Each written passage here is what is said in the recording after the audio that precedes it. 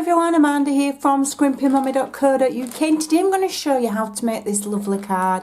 And this is the card that I am taking on my incentive trip to Greece as my swap. So we had to produce 26 swaps, that's 25 to swap with fellow incentive trip achievers and one Stampin' Up! Used to go on like display boards. So I'm going to show you how I made it. I kept it really simple because I knew I had quite a lot to make. And we put our names on the back and our information, and then people know where they've come from.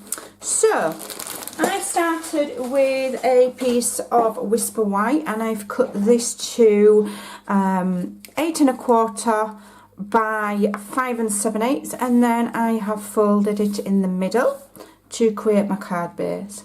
And then we've got a piece of mint macaron. Now I've already embossed this. This is using the Country Florals embossing powder, and this measures 5 5/8 by 3 7/8. So as you can see, it's got that beautiful embossing on, and I believe that this is available again now to order. There's been some delays with some of the embossing folders. This is a beautiful one. It did carry over, and it's stunning. So, you know, I know quite a few of you may have that. So on the back I've added some double-sided tape because I found that that is the best way to adhere this. Having tried using wet glue, I decided double-sided tape was the way to go.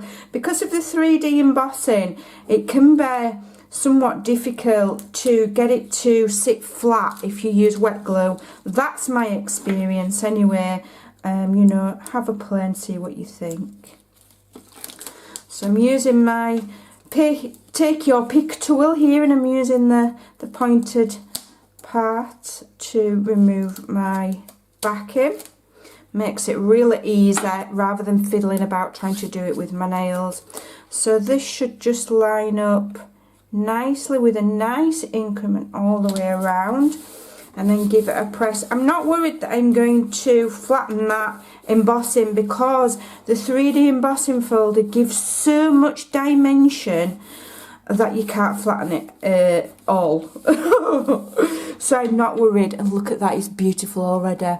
So then what you need is a piece of Whisper White cardstock, and I've cut it specific, and this measures, I've forgotten, 4 3/4 by 2 inches, and I'm just bringing in my smaller stamp grid paper. Now this is designed to go with the Stamparatus, or Stamparatus, however you say it, but I use it as a stamping mat to just give myself a little bit of cushion, because the stamp that we're using is photopolymer, and it's this beautiful Bloom and Grow. It's absolutely beautiful.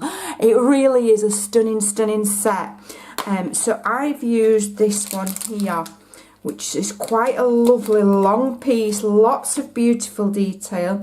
So I'm sticking that on quite a large block so that I can see what I'm doing. And then I've got this little sentiment that just says hello. So we've got "You are simply wonderful." We've got the lovely tiny hello. I love tiny sentiments. "Forever starts today. Let's celebrate you and thank you from my heart." And it really is a beautiful set. 13 pieces. So I'll just put my hello on there. And obviously the good thing about photopolymer is you can see exactly what you're doing and exactly where you're stamping. So I'm going to use Memento, and I'm using Memento because I'm going to colour with my stamping blends. And Memento is the ink that you need to use if you're using the Stampin' Up! Alcohol markers. Plenty on there. Okay, I'll just bob that there, and then put my piece on there. And then, you know, I've no trouble really lining that up because I can see exactly what I'm doing. I'm using a nice big block, so I've got plenty of room. You could use a precision tool like the Stamparatus. I'm a fan of just using my blocks personally. Carefully remove that, and look at that beautiful crisp image. Let me just zoom in. That is a beautiful, beautiful stamp set.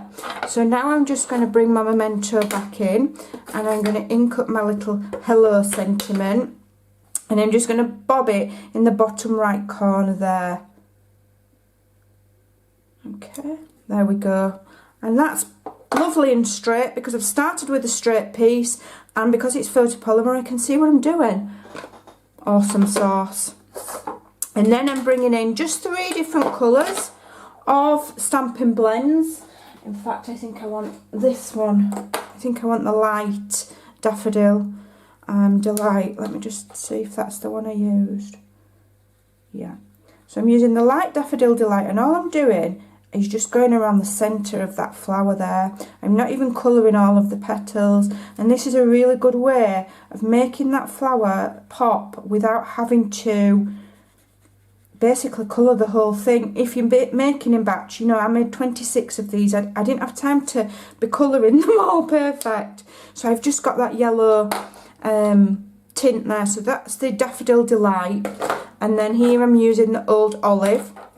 And I'm using what I call the bullet tip, because I find I've got more control with the bullet tip for smaller areas than the brush tip. And so I just prefer it. I'm not going to do any contouring or shading, I'm just colouring straight. I think sometimes we can get hung up on thinking about shading, and we don't just get on with using the beautiful pens and making our images just look lovely. Working my way around doesn't take long, because we've cut down on the amount of colouring we need to do by just smooshing that lovely delightful daisy. I've got daisies on brain. Daffodil. We've just smooshed that Daffodil Delight in the centre of the flowers. It's cut down on our colouring time. So there we go. Okay, beautiful. And these will not bleed outside the edge of the memento ink. If you're using the wrong kind of ink, then the Stampin' Blends don't have a barrier and they'll spread into your cardstock. Okay. So that's all of the leaves, and then these little dot parts I'm going to do with the darker shade. So it's the same colour, it's just the darker shade, and these are both Old Olive, and that just adds a little bit of colour contrast without having to do loads of shading. Sometimes when you're doing a special card, you might take time and do the shading and use the beautiful blender pen that you can get to go with the set to blend all the colours together. But if you're batch making, you know, I haven't got time for that. So there we go, that looks absolutely lovely already, but we've not done. I'm just going to zoom out ever so slightly on this part. I'm going to do what I love doing, and that is to add some interest. I'm going to distress the edges, and I'm just basically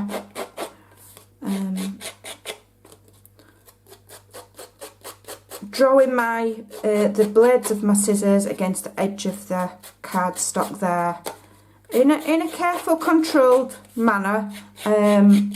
You know, it gets easier with practice. Just do it slowly to start with. And if you slip and you rip, as they say, you know, it doesn't matter. It adds to the distressed look. It's fine. Okay. So that's that bit. So get rid of those fluffy bits. Just wiping off the fluffy bits because I'm going to ink that now, and I don't want those bits of fluff in my ink pad. So I'm getting my mint macaron, which is the same colour as my cardstock, and I'm using an ink blending tool, and I'm just going to flick it around those distressed edges. And because I have distressed it with the scissors, it's broken up the fibres and it'll absorb the ink and it will draw it up slightly, so it'll give a nice soft kind of a finish. It looks lovely. Really, really pretty. So hopefully the ladies and gentlemen that receive my swap will like it. And if they don't, well, you know, don't matter. I don't think anybody's going to care when they're having fun on their trips and sunbathing and doing tours and having lovely food. And we are ever so lucky as Stampin' Up! Demonstrators to have the opportunity to earn the incentive trip. And we do have to work extremely hard to get it, believe you and me, but how awesome. Right, so now I'm using some of the beautiful scalloped lace, and what I'm going to do is I'm going to attach it to the bottom of my stamped image, but I'm going to attach it from the back. So I've attached some thick, some wide double-sided tape across the middle, and then a very narrow one very close to the edge at the bottom. And I know, because I've made 26 of these, that I just need 9 scallops. So 1, 2, 3, 4, 5, 6, 7, 8, 9 of these little scallops, and then I can trim that. Okay. And then if I just remove that tape again with my precision tool, making my life a lot easier, then I'm just going to have a look, because there is a right and a wrong way of the lace, and if you look very carefully you'll see the difference. Right, so that's the right way, so I want it right way down, and if I just pull it slightly, not too much to stretch it, but just to keep it kind of just taut, and then I'm looking and I'm going to aim for as close to the bottom as I can, but obviously I want it to be on that adhesive. Okay, and then I'm having a look that it's all even and the points of the scallops are all along the edge there and it's nice and straight. Then I'm just going to turn it over, and where it's a tiny little bit long, I'm just going to chop it off. Okay, move that out of the way, and then all I have to do is remove this back in here. And then I'm going to add this to the centre of my beautifully embossed card, like so, and give it a good press. At this point it doesn't matter if you're flattening the embossing in the middle because it's covered up, and then just press at the bottom. Okay, and then just for a finishing touch I'm going to add just one tiny little pearl, and again I can use my take your pick tool for that, and I'm just going to dot it in the corner there just for a little bit of something, and that's our card finished. I think that's really pretty. I'm really looking forward to swapping with everybody on the incentive trip, and when I come back I will share all of the cards with you so that you can have a look what everybody around the world of Stampin' Up! Has made. I hope you'll give this card a try. I'll leave all of the details over on my blog at scrimpingmommy.co.uk along with the links of the products that I've used. Thanks for watching, take care, and I'll see you soon. Bye.